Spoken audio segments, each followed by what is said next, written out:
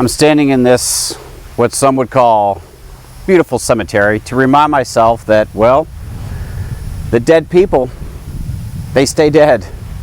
It's an unfortunate, it's really an unnerving fact, and most of us spend our life trying to ignore its incessant whisper in our ear.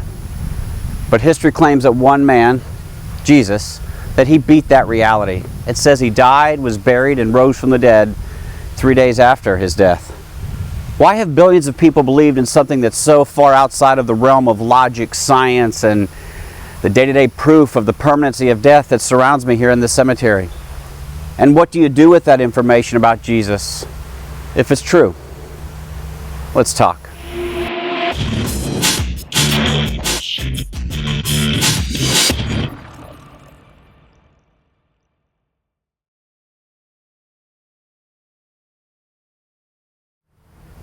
I don't want to be morbid or pessimistic, but I'm a sold-out realist. Death is eternal. Everyone knows that, everyone agrees with that, and many times throughout the week and sometimes several times a day you can come to this or other graveyards and watch that sad end played out. Today in this cemetery alone they have 4 funerals. That's what makes this week so, well, odd, so unique, and to many unbelievably bizarre. That is, this week, most of the world will celebrate Easter, or the resurrection of a man named Jesus. It's said that roughly 2,000 years ago he was beaten, hung on a cross, stabbed, and buried in a cave, and history and tradition claims that this man, Jesus, came back to life. So if you're having trouble believing someone came back to life after being dead, that's good. That means you're a logical person who does not believe everything someone tells you and are cautious of grand claims to truth. And doubting a story that requires detachment from all known reality is natural, needed, and even wise. If we do not doubt and or question profound claims to truth, we have the potential to follow really anything. And that is far more dangerous than asking questions. I believe the intelligent person listens to the evidence, weighs the validity, and most importantly, they are willing to alter their opinion based on what is available, knowing that no knowledge is 100%. The best we can do, humanly and scientifically speaking, is really believe something is more likely true than not true, and then act based on all available facts. So why do we believe? Ephesians 2:8 reads, "For you are saved by grace through faith." So it is faith in the resurrection of Jesus that saves us from God's wrath. Not blind faith, as Hollywood trumpets and wants us to believe. No, Christian faith does not step outside the normal requirements of daily living. Christian faith is not a leap into the dark or falling blindly off a cliff. In fact, blind faith is a technique of the cults or a slick salesperson who hides the details. It is a tool used by carnivals to sell tickets. False gods and or liars do not want to be questioned. Only truth willingly and openly invites investigation, because truth runs from no man.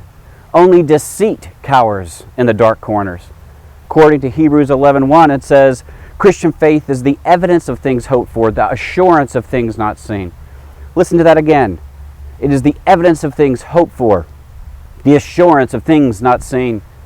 Faith in Jesus is not like the cults or other false religions that ask you to believe simply because they have a unique knowledge-filled leader. They ask others to join their group now, and after a while they will enlighten them with new knowledge that only a few humans have known before. No.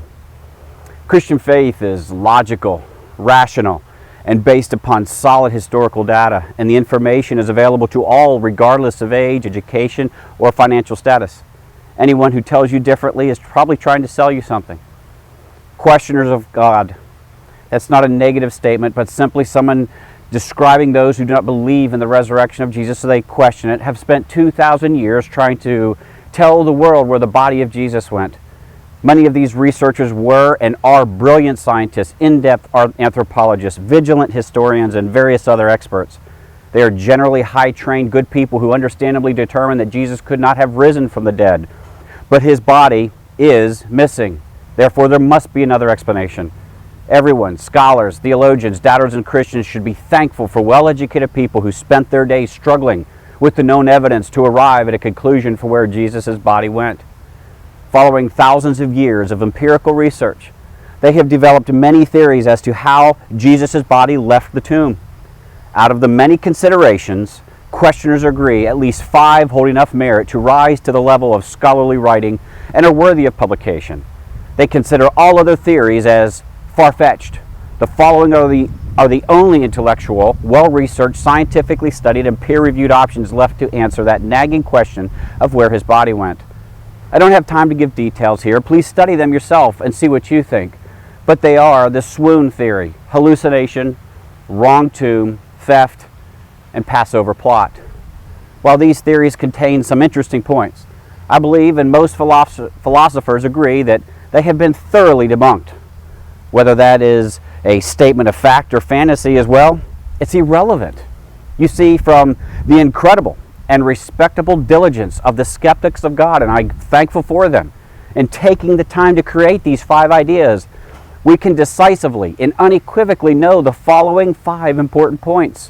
1, a man named Jesus did indeed live in Jerusalem. 2, a man named Jesus was undeniably beaten by Roman soldiers and crucified on a cross. 3, a man named Jesus was definitely buried in a rock tomb, and the body of a man named Jesus is irrefutably no longer in the tomb in which he was buried within a few days of his burial. And lastly, a man named Jesus incontrovertibly led a life so profound that he shook and altered the known world, thereby begging doubters to disprove his resurrection.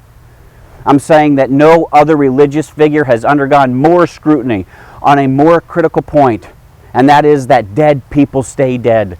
The reason this is so important should be obvious. That is, the moment a person comes back to life who has been dead for several days, it changes everything, period, end of story. We have strong historical evidence that points to death not being permanent for everyone, and the only rational explanation left after debunking the 5 best answers is that Jesus was something different, someone who somehow transcends the life-death curtain. He is someone who has power and authority over the unseen and unstoppable forces of death that surround me. No average human can possibly have authority over death. That event is the ultimate trump card, and it was played by only one person, Jesus. Muhammad died and is buried in the famous Green Tomb in Saudi Arabia. No one is trying to show where his body went. They have it. Buddha is partially buried in the Temple of the Tooth in Sri Lanka. And we could go on for the likes of Joseph Smith, L. Ron Hubbard, and others. So, since the first hours of his disappearance, no one, no serious scholar or historian anyway, has ever debated that fact. The only thing they go after is where his body went. So from those who doubt and those who hate the claim that Jesus rose from the dead, we know for certain Jesus lived, died, was buried, and he is missing as he claimed would happen. The question for everyone is, what do you do with that reality? I challenge you to disprove the resurrection, as so many have tried to do in the past. Not just cursory searches as though you were looking for a recipe for cookies, but a true and diligent study of the known information. If it is false, Easter, Christians, and other things of God do not matter. If it is true, however, then everything in our lives has meaning, purpose, value, and what we believe has eternal matter. What will you do with the same historical evidence that has convinced small children and the most educated of sages to ever walk this earth that Jesus was indeed dead and is indeed alive? The Bible tells us in a book called Romans, if you confess with your mouth that Jesus is Lord and believe in your heart that God raised him from the dead, you will be saved. I'm Pastor Walp. Thanks for watching this week's Let's Talk. I pray that you have a wonderful and joy-filled Easter.